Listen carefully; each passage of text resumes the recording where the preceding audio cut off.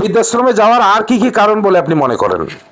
দেখেন, আমরা সবসময় মানুষ হিসেবে মানবিক গুণসম্পন্ন হতে হবে, সত্যের উপরে প্রতিষ্ঠিত থাকতে হবে, আপনি হালাল রুজি রোজগার করতে হবে, সে হালাল খাইতে হবে, সেই হালাল রক্ত আপনার প্রবাহিত হতে হবে আপনার সন্তানের মাধ্যমে।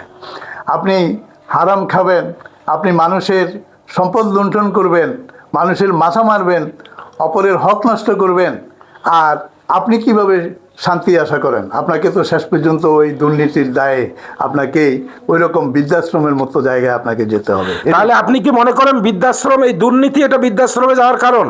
এটাও একটা কারণগুলো, অনেকগুলো কারণের মধ্যে এটা একটা অন্যতম উল্লেখযোগ্য কারণ বলে মনে করেন? কারণ বলে আমি মনে করি। প্রিয় দর্শক শ্রোতা, দেশে প্রবাসে যে যেখান থেকে ভিডিওটা দেখছেন, আপনি দেখেন উনি কি কথাটা বললেন।